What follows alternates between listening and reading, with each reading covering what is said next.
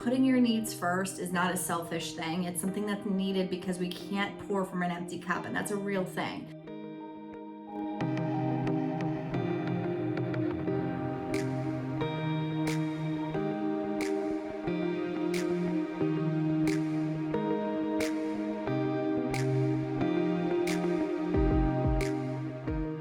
In this episode of Rise, Reign, Rule, we are going to dig right into boundaries, setting boundaries, how to stay grounded while you're setting these boundaries in relationships. So boundaries.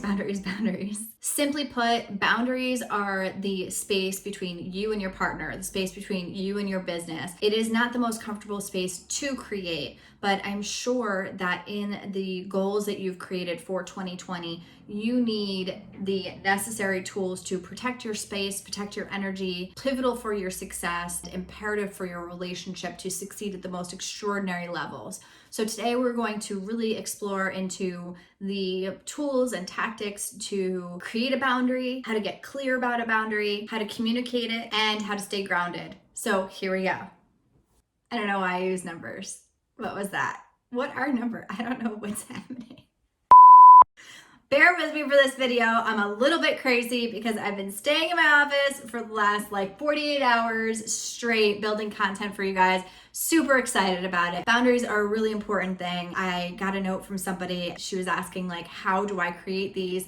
Is a major thing because it can create major anxiety if you don't do it correctly. If you do it too soft or you do it too strong, there are repercussions from either side. So when you're putting boundaries in place, if you do them too softly, and you're not really clear about it, you're going to get pushback or they're going to be violated. It's as simple as that. In the space of creating your own business, you don't have the space to be able to have soft boundaries. It just doesn't work that way. And then what happens is that we have displaced resentment. Then we get mad at you. Then there's this huge collision, huge fight, and now we hate each other. Do you want that? No, didn't think so. So let's create some boundaries. I have to admit myself that when I'm setting boundaries, I shift into the space of I can't stand when you do this. You always do this. This is always a thing and you never respect this. I can't even keep a straight face right now. Poor boundaries can alienate you from your partner in life, from your partner in business, from your friends. It can allow us to really get neglected and feel neglected about ourselves because we just don't even know what we need because we've ignored it for so long. And now we're paying attention to what we need. It's oh, this is what I actually need. So how the heck do I communicate it? For example, I need these next 3 weeks to be really focused and concise on my business because I have some really big goals. And I know that it's not going to be the most comfortable space to have the relationship that I want at the same time as building the business that I want. So how do I fit all of this in and have time for my stepson and have time for my life outside of this and friendships and family? Forget it, people. Sorry, unavailable. I spent time with you for the holidays, so I am spent. I have no time now. No time. Totally out. Bye. Okay, that's not realistic though, because let's be real. If you ignore your relationship, then you're massively unhappy on the inside. Then it affects your business attitude, your business scarcity mindset starts to sneak back in. You're now feeling completely alone. You don't have any friends. You can't vent to anybody. Your mindset gets all messed up. And now you can't even succeed in business because your unhappiness factor is up here. And forget about your kids. You just don't have time for them. They're just going to have to figure out how to survive. Probably not realistic. There are extremes where we get so inwardly focused that we just don't even realize how we're affecting people then. We pour ourselves completely into our business. Then we get really angry at people because we feel isolated and hurt. That's not healthy. And then the other extreme is we don't really know what we want. We've spent our entire lives subconsciously succumbing to a codependent habit where we've lived in this world of making other people happy, which if you're with a narcissist is completely needed because you have to do that. Otherwise they explode like crazy people on you. So if you're not, and if you are, then leave. But if you're not, then You have to break yourself down a little bit, really understand what your desires and your needs are first, because otherwise, then you're reacting to everybody else on the outside and saying, oh, well, I don't want to say anything because I don't want there to be like any waves or any discontentment. So I'm just going to be a people pleaser and make sure everybody else is happy because it doesn't really matter how I feel. Don't think that's going to work either. Then we just avoid it. Avoid the boundary discussion. We don't need to talk about that because it's more comfortable to totally not talk about it, or you should know how I need to feel about the next couple of weeks being completely by myself. That's not it either. So here at Rise and Rule, we know that you want to live your most extraordinary life. In order to do that, we have to explore some ways to be firm, be clear, and strategize the fine art of creating these boundaries. So let's do it.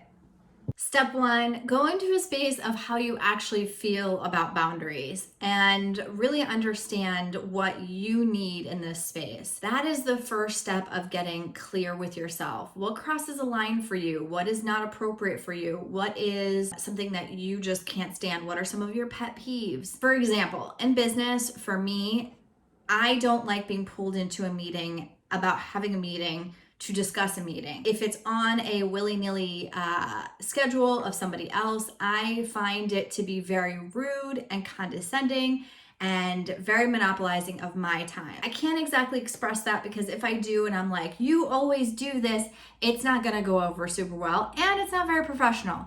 So the best way that I found to create a boundary around this space is say, hey, do you mind just popping that on my schedule and sending me an invite for it because I really love to have the meeting with you, but I just don't have the time right now. That creates a space of, hey, I have to have somebody schedule it. It also creates a space for me to ultimately prepare. I used to, in all transparency, say, yo, to my assistant, can you get this on my calendar?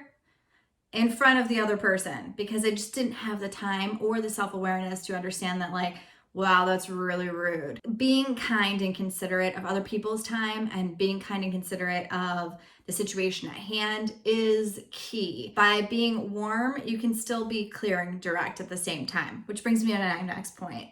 Clear and direct and how that serves you. Being clear and direct is a service not only to yourself, but to the person that is receiving the information. I find that for me, I typically tiptoe around situations of verbalizing and clarifying my boundaries. It's not the most comfortable space for me. I grew up in a family of 5 and it was more polite to not communicate at all what your needs were because nobody had time for that.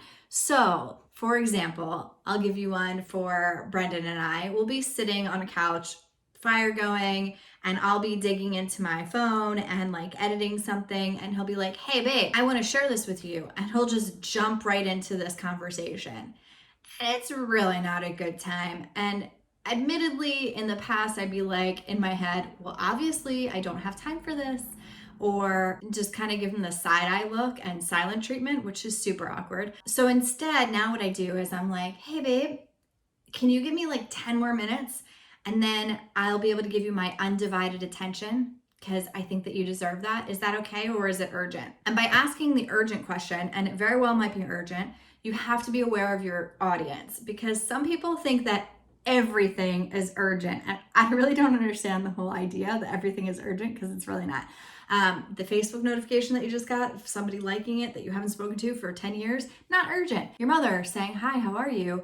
Not urgent via text message. If it's over the phone or she shows up at your door, okay, that's urgent. But anyway, so what I'm saying is make sure that the person that you're communicating this with understands the difference between urgent and important and not urgent and not important. That is I believe, Stephen Covey thing. Moving on. Avoid sarcasm. Sarcasm is not your friend in a boundary conversation. I speak fluent sarcasm, and I believe that it is my first language, as a matter of fact, because I'm Greek. So that's what we do. But when you're speaking sarcastically, it doesn't really communicate that you're actually being clear and that this is really important to you. That is a really, really important aspect by saying, you can shift it by saying, on a serious note, I really need you to understand that this is really important to me. I know that I was being a little sarcastic there, and I just don't want it to get like covered in the mud. And you totally might already know this already, but I just wanted to communicate it a little more effectively so that we're not, on two different planes. And be soft about it. You can be soft and warm, but still stay clear. Next one, use I statements. Using I statements is really important because it doesn't shift the blame from you to somebody else, and you completely avoid ownership of the fact that you do have a boundary. For example, you always interrupt me when I'm making my stories, and it drives me insane.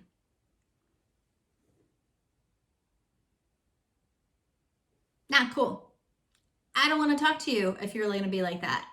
And why are you being so reactive? Take a couple of steps back and say, hey babe, I kind of feel like, I just need the space to really work on this. Can you give me a couple of more minutes, and then you'll have my complete and undivided attention? Or I'll give you another example. There was this one Sunday where Brendan had to work like an extraordinary amount. Instead of being like, you always work on Sundays and Sundays are our day and you didn't give me any attention and I feel completely ignored. Now you use the I statement, which is great, but you use like a bunch of you statements, which wasn't really constructive at all. So when you shift it over into saying like, hey babe, I know you have to work a lot and sometimes I get a little mixed up because I feel like Sundays are our day. I just got a little bit confused. Maybe we can figure out a way to be a little more clear in the future so that I know your schedule and I don't feel like I'm being isolated or ignored because I have this false hope of spending time with you. Being mindful about how to create these boundaries and being warm and considerate about their feelings and their needs is critically important. Another example is, hey babe, this painting. I really wanted to move it up here. I didn't get a straight answer from him yet. So I just moved it up here because I was like, well, maybe he'll see it and he'll be like, oh, sure, I'll hang that. Well, he's off on a trip, but let's say that he came in and he was like, what is the painting doing up here? I already hung it downstairs and there's a huge nail on the wall because you demanded me to hang it down there and now you changed your mind.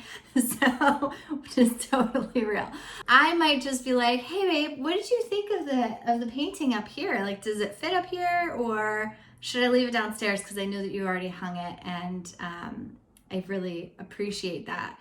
So you're still sensitive about his feelings, but you're opening a conversation. That's not really a boundary, but it is kind of opening a conversation. The boundary for me is I don't want it sitting on that sofa for the next like forever amount of time.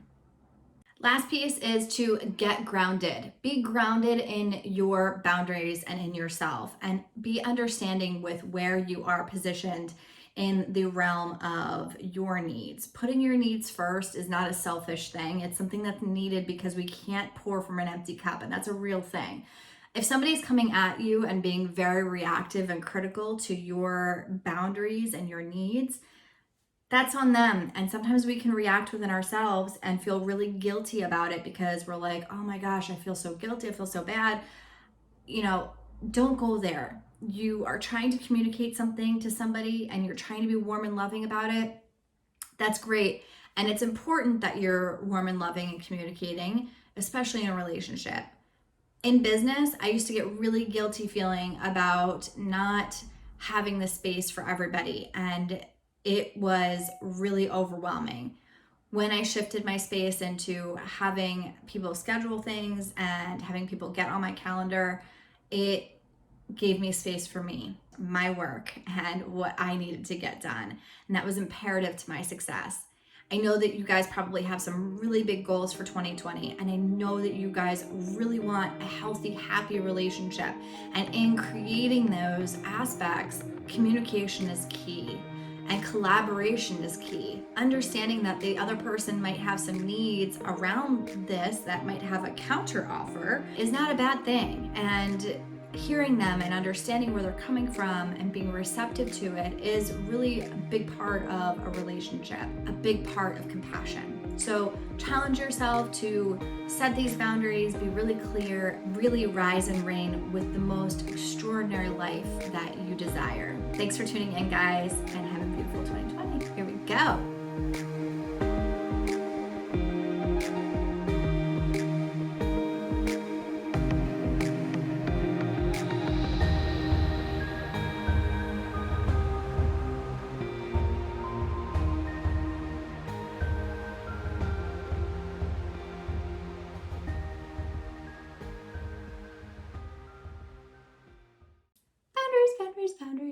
I feel like that's a song. Boundaries, boundaries, boundaries.